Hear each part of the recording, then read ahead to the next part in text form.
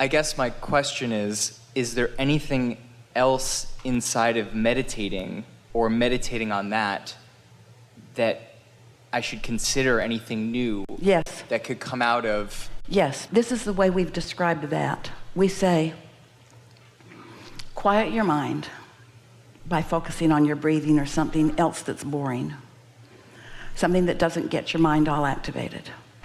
And as you do that, your resistance will subside.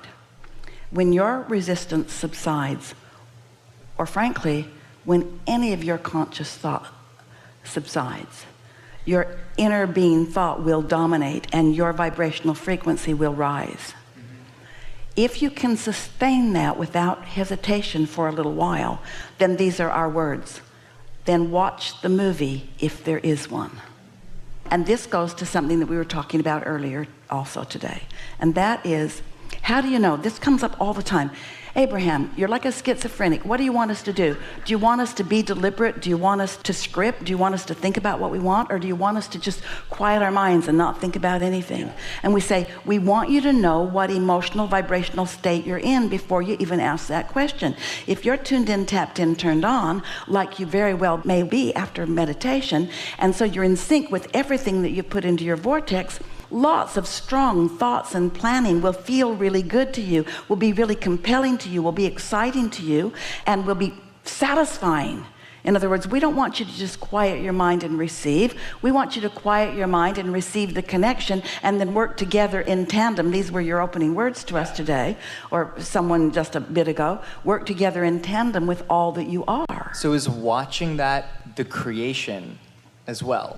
Witnessing it. Witnessing You're witnessing because it's being created. It's being revealed to you, but very few of you actually are realizing what's being revealed. But when you're consciously witnessing it, and why would you be consciously witnessing it? Because you planned it, because you know the rules of the game, because you know about the law of attraction, because you've got a handle on your own emotions, because you're deliberate about what you do. When you don't feel good, you do something about it. So you're tuned to who you are. And then when those thoughts start to flow to the total self that you are being in that moment, that blended, then the ideas flow and the rivers of satisfaction do too. And you get big results that most of the world stands back and watches and says, how could that even be? You took a quantum leap. Well, it wasn't a quantum leap for you. You practiced yourself incrementally right into those high frequencies. So that's what's been happening. That is what's happening. And so, and I picked up on that a couple months ago, maybe like a year or two ago, is that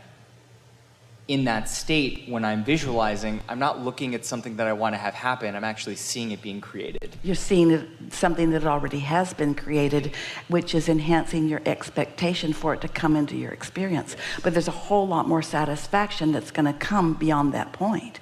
But if that point can be all you care about, if that's enough satisfaction, then there is no limitation on what else will flow. And you notice it is. But most people need some results or evidence before they let themselves believe, and that's what the holdup is. I don't feel like I need that anymore, or less and less. And is there anything else inside of that could be explored more? Enjoying the process of being a creator. And understanding that what the creator is creating is the creator himself. Yeah. The creator is creating. In other words, It's like someone saying to us, I'm an actor, but I don't want those roles that are negative, because if I practice feeling like that, won't I be attracting that? And we say, yeah, people do that all the time. However, you could also be an actor and know that you are an actor who is generating that emotion in order to produce that, and save yourself the trouble of creating those things in your own life experience, because you understand who you are. Yeah, and you're seeing what you are, not something outside of you. The thing you're creating is.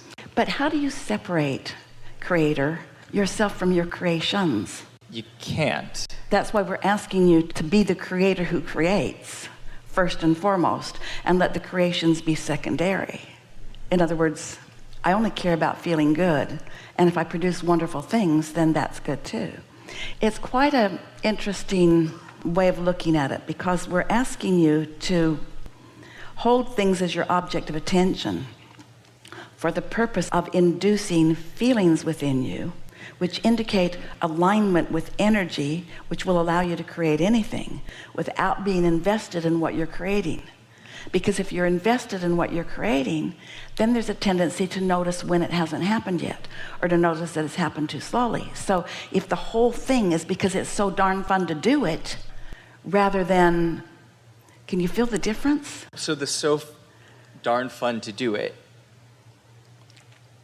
What You're reaching for is clarity and dexterity, yeah, and a fast-moving mind and intuitiveness and good timing and knowing it when you see it and being able to follow the trail of it. It's like the athlete in this analogy, the way we are seeing the athlete is that he's enjoying being in a body that performs like that more than winning the race.